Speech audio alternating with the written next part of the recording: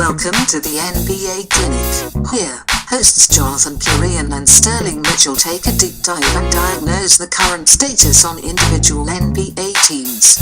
Caution, takes from here on will be hot, focused on championships and based on a gym rat mentality. If you are not about that shit, go turn on ESPN.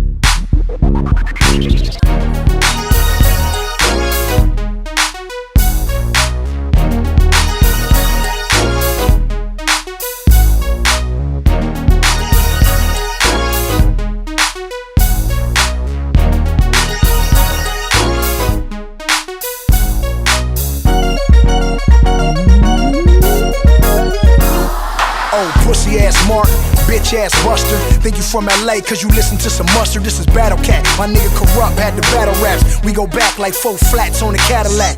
Nigga, you ain't never been to a hood day. You don't know Ice Cube, today was a good day.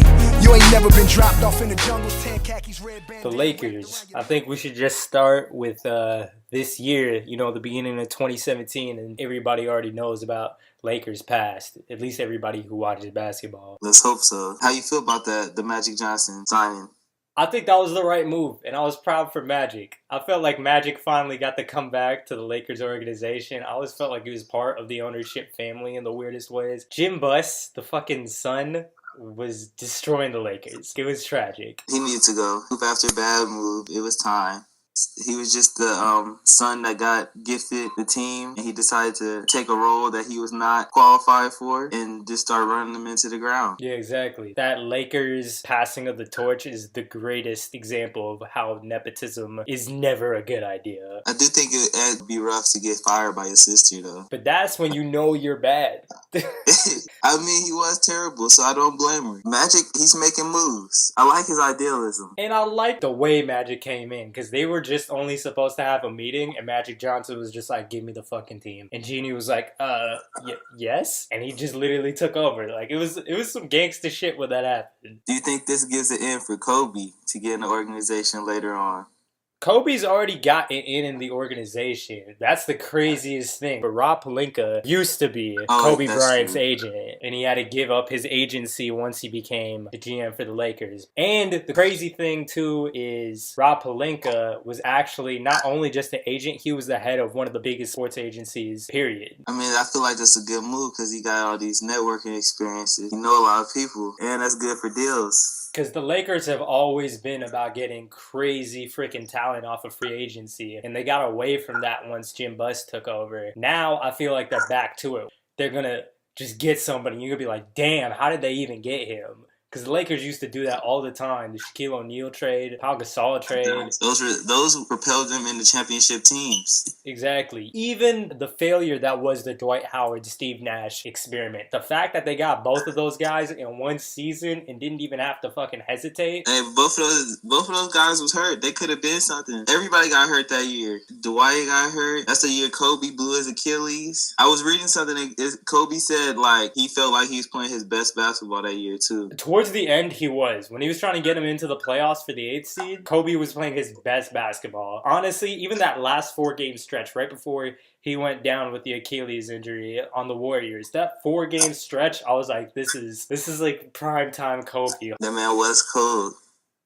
Respect to that man. What could have been? Steve Nash, man, that was a dog. He won the MVP over Kobe. They had 2 MVP caliber players on that team, and Dwight Howard in his prime, or a little bit after his prime, I guess. I think he was in his prime. I don't know what happened playing with Kobe. He just decided he didn't need to do what he needed to do. Still, he just stopped caring. That man's been downhill. Actually, he got a little better this year than last year, but he could have been cold. Yeah, he could have been like a Hall of Famer. I don't know what happened to him. He just decided to stop trying, I guess. Yeah, I don't know. It must have been something about that relationship with him and Kobe. I have like kind of read stuff about like playing with Kobe's not always the easiest thing to do because he just doesn't care about anything besides winning. Because Kobe will get into people's fucking heads. And like I could see Kobe just like sending people into depressions low key. Oh yeah, did you have you seen that? I think it was on Twitter or Facebook something. And it's Kobe talking to Jeremy Lin when he was on the team. And he's just talking shit like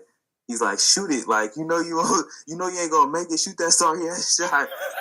And Jeremy Lin shoots the ball, misses. He's like, "What'd I tell you?" And he just keeps talking.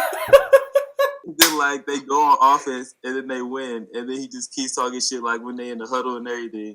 Oh my god, that's prime Kobe. Like, damn, yeah. For 81 games out of a season, you got Kobe barking. Oh yeah, you gotta have tough skin. I feel like Dwight Howard's one of those dudes who can't take that. You can't be mentally sensitive around Kobe. Kobe just wants you to prove it to him, and once you prove it to Kobe Bryant, you can prove it to anybody. Exactly. How Michael Jordan respected Steve Kerr when Steve Kerr hit him in the face. Yeah. People respect you when you bark back at them and you show them like I'm about that action. It's a man's league. I feel like Kobe just doing what he felt like was gonna make them better. But yeah, man, let's get away from all this old Kobe talk in 2017 and just where it began. You know, Magic Johnson takes the helm of the Lakers and says it's about to be a new era. The first move that he makes is getting Rob Pelinka, used to not only be a really huge superstar agent, he was also one of Kobe Bryant's best friends. Money moves. This was a genius idea on the organization's part because now they have two different opinions in the room, which is Kobe by proxy and Magic Johnson. Yeah, I definitely feel this will help them in the long run. They're gonna be able to assess talent better than anybody else. And it really worked because look at the draft. Look at what they did in the draft. Started with Lonzo, which people feel skeptical about the pick. But I think it's a good move. He's a rookie. You gotta let him develop. He's gonna get you assists no matter what. I feel like it was a good pick. And then the even better pick, Kyle Kuzma. I feel like that was genius. I don't remember exactly where he went in the draft.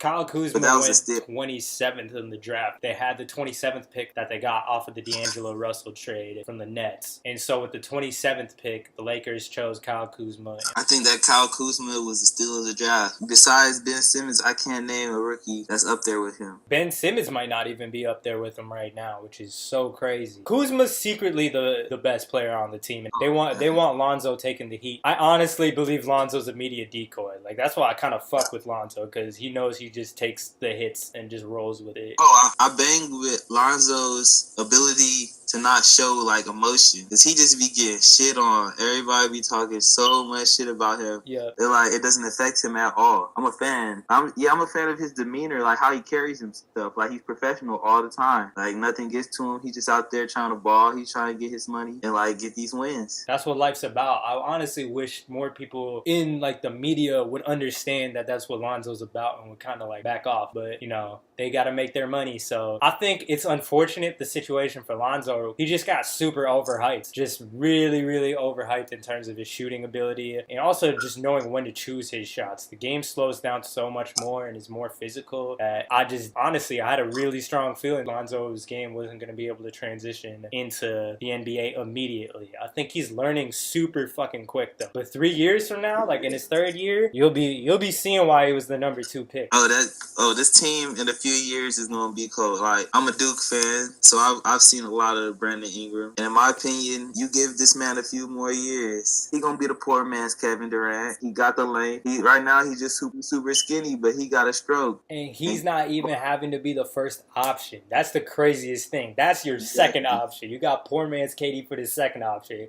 You got Kuzma already looking like he's going to be the option. And then if Lonzo develops into at least, let's say, 50 or 60% of what we think his ceiling could be, that's a cold-ass team. And at that point, Paul George is probably going to be there too. And they're going to get another free agent. It's the Lakers. Oh, they still got other pieces that I'm a fan. I'm a fan of Larry Nance too. He's only in his second year, and like he's never going to be a star. But as far as solid role players who going to get, I think he's one of the best role players in the league right now, period. Larry Nance Jr. does everything fucking right. He just does everything that you would want him to do on the plays offensively. He knows when to crash the boards. He knows when to roll to the basket. He will finish strong. Like, you can't act like Larry Nance is going to half-ass some stuff and you can swat it. Larry Nance will put one on you fucking quick. Oh, yeah. He will boom on you, too. He's surprising with the athleticism. Watching the Lakers draft him and being confused, like, Larry Nance Jr., who is this dude? Like, he came from a kind of small D1 school, and I was just like, I don't know about this dude. But then when he got in the league, like, he was low-key performing better than D'Angelo Russell last year as far as rookies go. Yeah. What did you think about the D'Angelo Russell trade? I think it had to be done after D'Angelo's locker room tech. You dropping dimes on your boys. That's just against bro code. You can't be doing that. Unbelievable. Yeah, you can't win back the locker room after you do some shit like that for sure. I feel like after that, the team like literally did not like him. Like they just tried to stay away from him.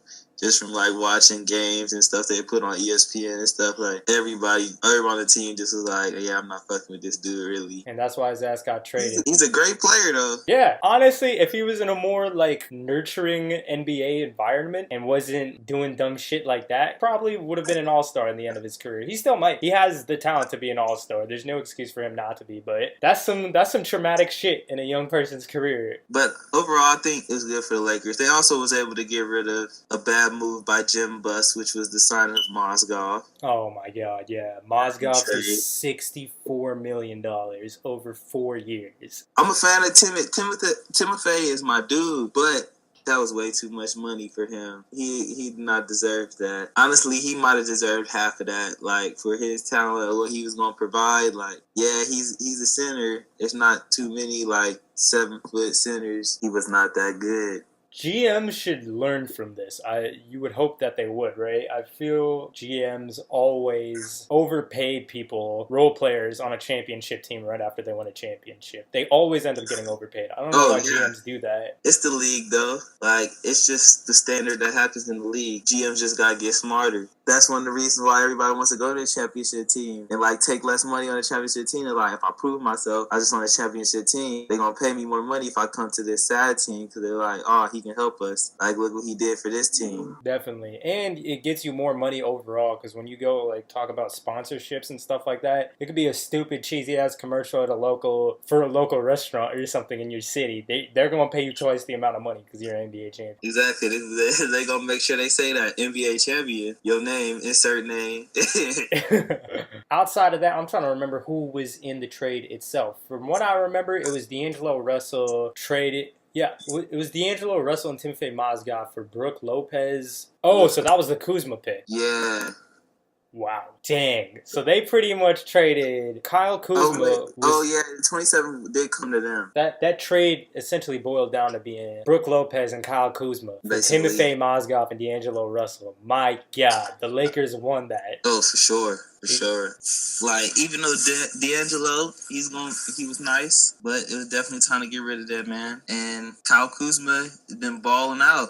And Brook Lopez, he's a decent center. You want to get into the whole roster itself? They last draft pick. Oh, Josh Hart? Go ahead. Nah, Thomas Bryant. Oh, yeah. I haven't seen him play that much. He hasn't played, but I think you get that man 3 years, he going to be kind of nice. Right now, he doesn't have, like, the specific skills that you want him to have, but his raw athleticism is kind of crazy. So you just develop this man and teach him skills and, like, just teach him how to move around a basketball court. Like, in an NBA basketball court, I feel like he's going to be a dog in the future. I'm definitely looking into that. I could see it going either way because the raw athleticism's for sure there. It's just a means of making sure he's able to understand where people are going to be at in terms of spacing on the floor. If he can know where people will be located, then he can kind of do his own thing. Exactly. I just think he don't got the basketball IQ yet or the, like, fundamentals that he really needs to have. But if you can teach him that stuff, I feel like in the future, Thomas Bryant might be a key part of the Lakers that nobody's expecting. He's my sleeper person on the team. Like, you give him a few years and you're gonna be like, wait, where did he come from? Like, they're gonna have a squad. I'm looking into that for sure. We'll see how that develops. What are your thoughts on what Jordan Clarkson and what Julius Randle are doing? Because recently, towards the end of December 2017, they pretty much had a meeting with the Lakers and was like, yo, listen, we went through the Kobe farewell tour. We've been getting shafted on minutes ever since, Brian Scott was our last coach. We thought we were going to start now. We paid our dues, and we're still on the bench, and we're being productive. I'm definitely a fan of both players. I think Jordan Clarkson could be a great six-man, but he does need to get more minutes, especially with the progression of Lonzo right now. I definitely think, let Lonzo start and everything, but right now, where they're at, I would say give Jordan Clarkson the end of the game reps, because, he's more experienced, and right now, he's literally just playing better. Jordan Clarkson's been on record saying he wants to be sixth man of the year. He's currently playing as the sixth man for the Lakers, but that's his goal. Magic Johnson actually went up and told him, like, my goal for you at the end of this season is to be the sixth man of the year. So he's actively trying to gun for that role. The issue for him that I think is limiting Jordan Clarkson in terms of getting to where he needs to be is his turnovers. He needs to cut those down. Sometimes he'll just either lose the ball or make just like a crazy outlet pass when he's crashing to the rim. He's so speedy, but if he doesn't have a pass out, then it ends up being a turnover. If he can improve on that, and he can just improve on his ability to get guys open for other shots, whether it's creating his own shot and space in the floor or just being able to make a smart pass that could turn into an assist. If he betters himself on those two things, he'll be fine, because the jump shot has gotten more consistent and he's always been able to drive to the rim. So, I mean, that's all you really need from your six man. Yeah, I definitely think that, like, he'll be very nice. Yeah, if like you said, if he gets rid of those turnovers and just learns to, like, make smarter passes and stuff at times when he gets himself into trouble, he should be pretty cold in the future. Like, six man a year is definitely attainable by him. Like, especially with the team they got now, and like since they're trying to develop Lonzo, the second pick, and all this stuff, he should be able to get it, especially in the near future. And as far as Julius Randle goes, I see that as a double-double dude every night, really. In my opinion, I think he should be starting. No, yeah, because Brook Lopez used to start. I think Kuzma made the starting lineup, so Larry Nance might be playing the 5. Kuzma might be playing the 4. Brandon Ingram's playing the 3. That's a nasty... See, this is the thing, bro. Julius Randle's a really good player, but he's a valuable trade asset right now because he is such a good player, and they already have forwards. Yeah, they might have to trade that man. And it sucks, but... I'm a fan of him. I see him as a double-double guy every night. He's not going to score that much, but, like, he's going to score enough, and, like, he crashes the offensive board. I see him kind of as, like, a Tristan Thompson 2 years ago for the Cavs. The Tristan Thompson that was playing defense. He's that defensive dude, grabbing rebounds, getting putbacks, and I think Julius is even better at scoring. So like he can knock down that 8-footer and stuff like that. So that, like, I see him as that, like, he's that solid role player who's gonna go out there and get you a double-double almost nice. I think Julius Randle is a starting forward. He should be starting on a team somewhere. I think he deserves that. He's put in the work and has shown enough promise that I think he deserves that. Unfortunately, I don't think it's going to be the Lakers the way that this is shaking out, but I think he's going to be a starting forward someplace. His ability to finish at the rim with the left hand is unbelievable. If you put Julius Randle on the left side of the court and say, go attack the rim, he will finish through contact. He will get crazy finesse shots in. He will tap it off of the backboard. He knows the left side of the court so freaking well and is able to finish at such a high level. It's a unique skill to have in terms of being a starting basketball player. He gets rebounds. He plays the game with passion. He does everything that you want a player on your team to do. It'd be a dream to play with somebody like Julius Randle. Last year, they were dogging him because they were saying he wasn't quick enough to get up and down the court. So he ended up getting shredded this summer. He ended up working on his jump shot. It's improved. It's not the best that it can be. I still think it can get better, but this has definitely been his best shooting season too. I think he's done everything that he was supposed to get recognition, but there's just so much talent of the forwards that they already have. Julius Randle should definitely try to find greener pastures someplace else. Yeah, I agree with the starting. He should be starting on some NBA team right now. He definitely has the talent, and he has the work ethic for it. He's young. He has a bright future. One of these days, he might be able to even work his way up into like an all-star status role. Yeah, the potential's there. The potential's for sure there. Because I remember just 2 years ago when he was a rookie, they didn't have anybody really besides they had aging Kobe back then and stuff like that. Julius Randle was putting in work. He was the Lakers' second option when Swaggy P was cold and Kobe was just not on the court. But speaking of the other forwards on the Lakers teams, Brandon Ingram, what are your thoughts on him? Give this man 2 more years, and he's going to be very dangerous. Right now, he's still frail. I remember when he came into college, he was only like 160 pounds. He's gotten up to around 190 by now. But still, for like a dude who's a 6'10", 190, it's not that much at all. Yeah. Let him gain a little bit more weight to actually be able to go pound for pound with these other NBA players. And he has a stroke. His shot is there. He can shoot the ball. And you just give him a few more years to develop. And this man, I'm telling you, he's gonna be the next KD. Like, I don't know if he has the like glide like KD, like to the bucket and stuff like that. As far as shooting and like pulling up on people, like you can't block his shot. His release is too high. Like it's basically just gonna be like another Durant out there. Yeah, you said it the best. He's pretty much on track to be a poor man's KD. His field goal percentage has been over 40% for his rookie season and this season, which is super crazy to me. And then in terms of his shooting improvement, going into this season, he went up from 29% all the way up to 32%. So if he can keep that progress going up, like you said, from 2 years from now, this man's about to be cold. And currently, the games that I've been watching from this season, his ability to finish at the rim has been good. He's got length, which helps him with his finishes as long as he knows that his hands head into the right direction of where the rim's at. If he gets fouled, so be it. But if not, it's super easy for him to finish around the rim right now, too. It's just a matter of being able to teach him where to get his two-step spots at.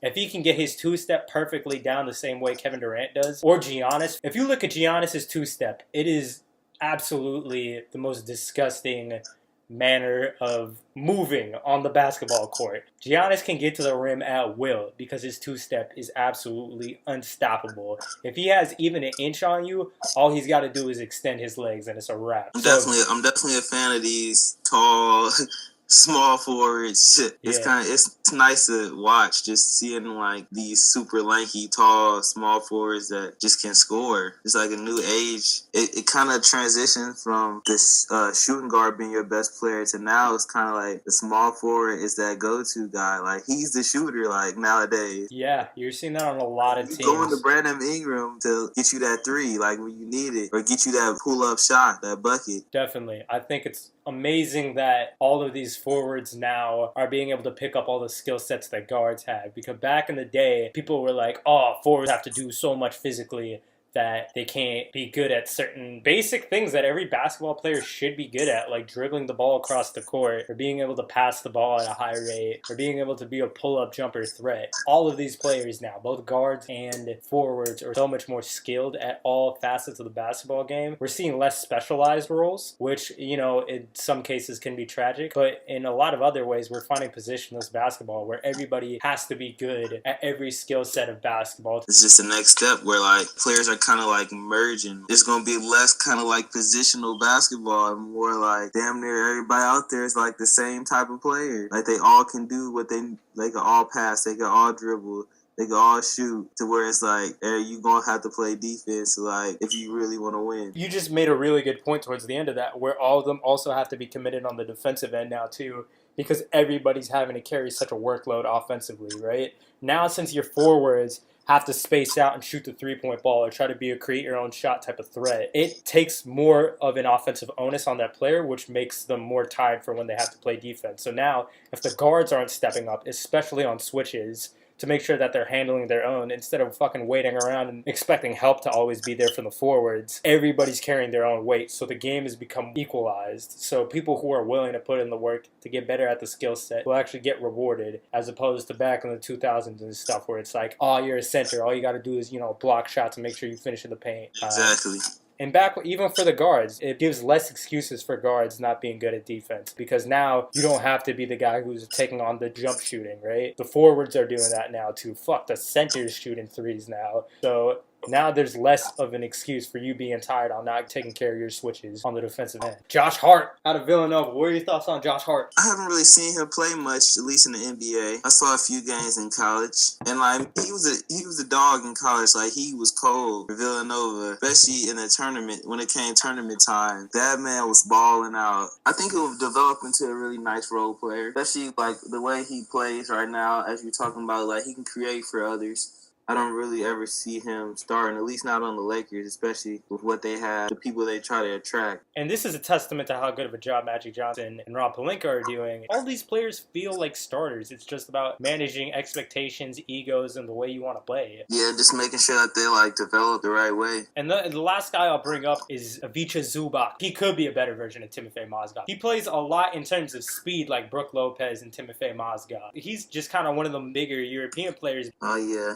everybody always needs centers. He's the type of player where you always want one of those guys, one of those traditional centers that can do a lot of the new game stuff like shoot the ball. Do you want to talk about KCP? He's giving them about 13 points a game. I feel like, yeah, he was really just brought in. It was like, we need that veteran guy who plays defense to show our dudes like what it takes to be an NBA player. Like, he's been a starter, works hard. Like, he's one of those dudes who like basically be doing all the right things. This is one of the guys that is a great example of making sure that you give a really good NBA veteran with a unique skill set a 1 year pay of a fuck ton of money. You just only sign up for 1 year, but you give him like $20 million or something like that and say, hey, since we couldn't find a guy, you're gonna be our guy. I think that mentor role is really rewarding because it rewards the player for doing a good job. It shows that there's value for his skill set in the league, which is important from a financial standpoint. And then also on the receiving end, like, you only have him for 1 year. So when you're heading into 2018-19 and that whole off season and you're trying to go for LeBron Jameses and Paul Georges and all that stuff,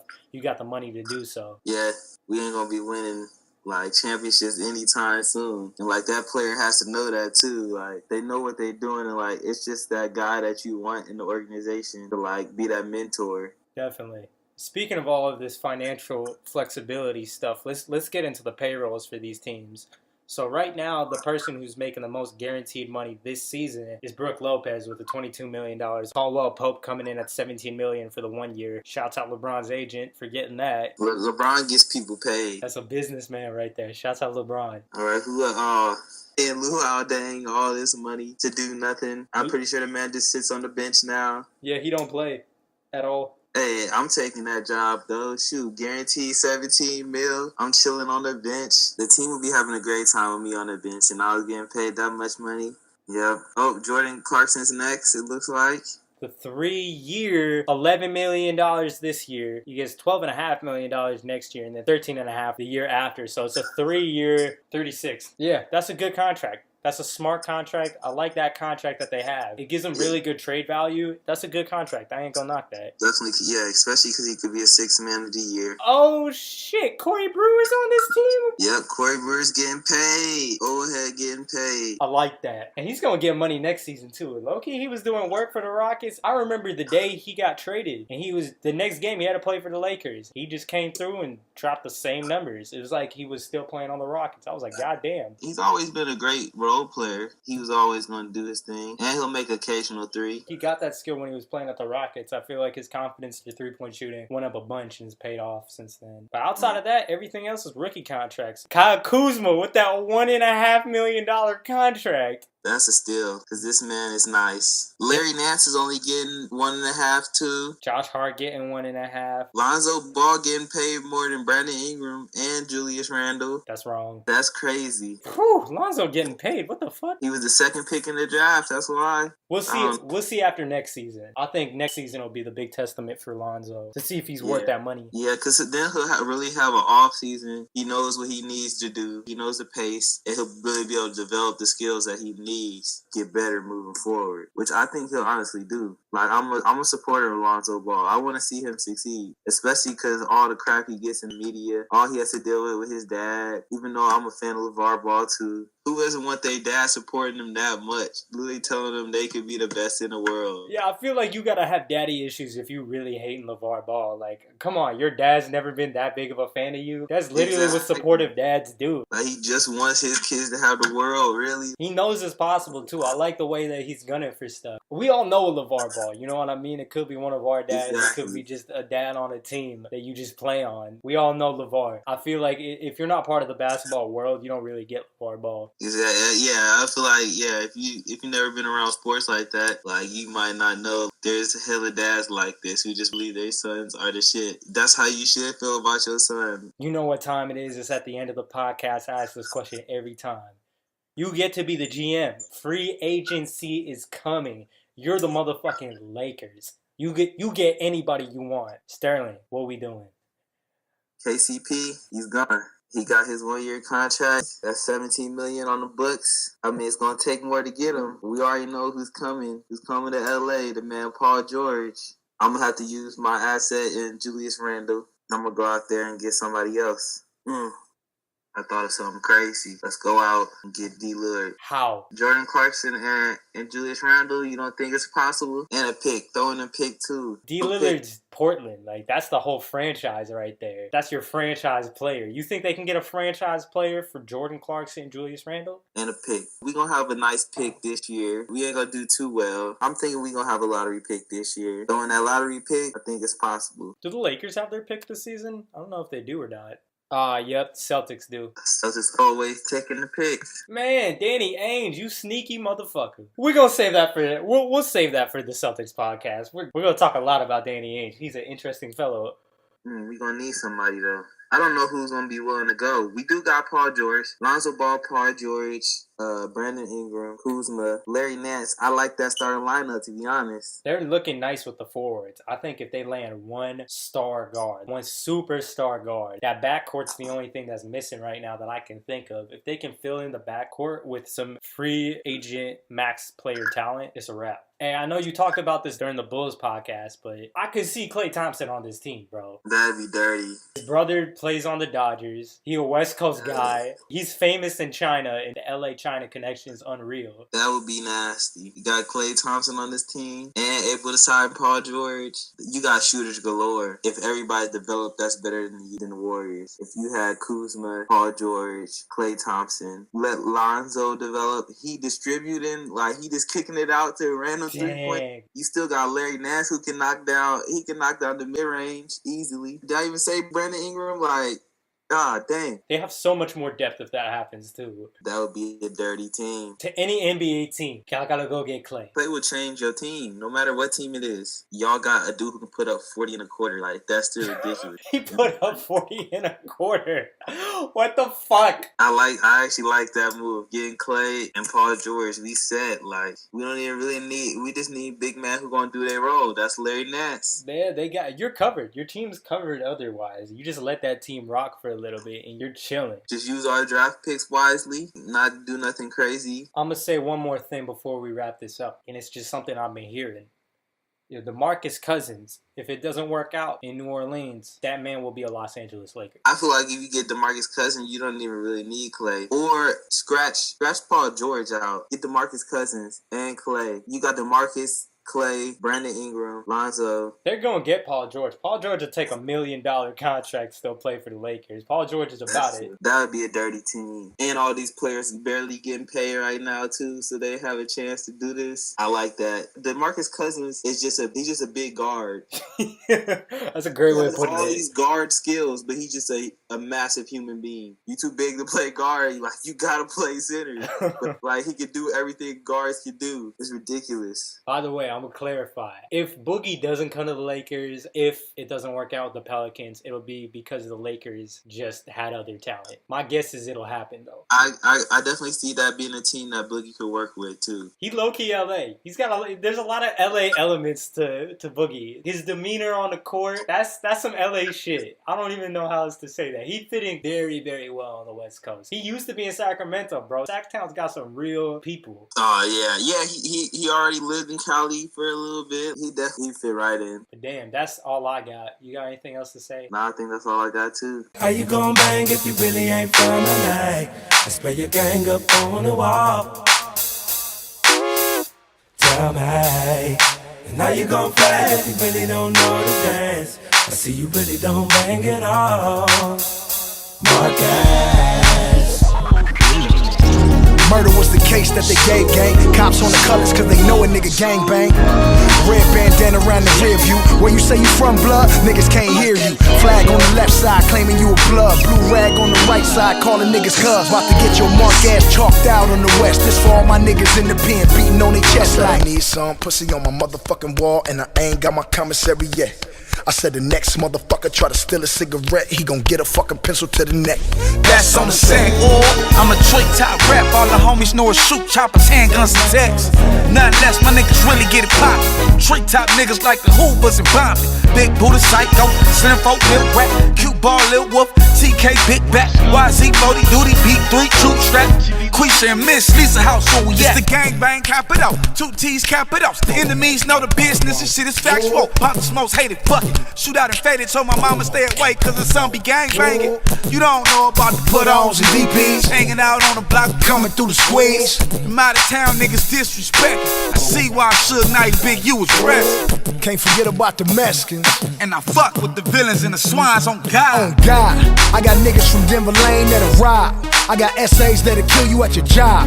I got some looters by the Wiener Schnitzel, hanging out with the pistols, making sure shit official. Big Who's and Dave both got stripes, both locked up for life. So if I ever hit the pen, I got a squad. Hell yeah, I'm on that gangster shit. Nigga run up, knock out, he gon' think he slipped. Hub in a dub, nigga don't even trip. I get you chased by the grapes, nigga 300 crips. My nigga Magic from Avalon, draws from neighborhood. Get your ass dope fiend, slipping in Hollywood. Hop from 6-0, Gert from Santana, Rock from Nutty Block. We tied our bandanas, and for my little nigga Frog, I gotta stay active. Blood in, blood out, what's brackin'? R.I.P. OGTC. Shout out to my big homie Bone from Athens. Riding down Bentro, about to bust a right on Pyru Street and scoop this nigga problem up, blood. What? Green light of years, go time. Product got the 4, they can get it off in no time. Oh my, did it on my own, no cosign. 4-5, devil in disguise. Please don't try. West side, right up off Dern Avenue. Go at us, how your shirt with his leg have a suit. Pop, pop, biggity, drop, drop, hop in a hot pot. Smash off, stash the Glock, chop it off at the chop shop. Boy, dollars only thing makes sense. 4 to the deuce, rest in peace, 4 grit. What? How you gon' bang if you really ain't for my night? And spray your gang up on the wall. Tell me, and how you gon' flag if you really don't know the dance? I see you really don't bang at all. My gang.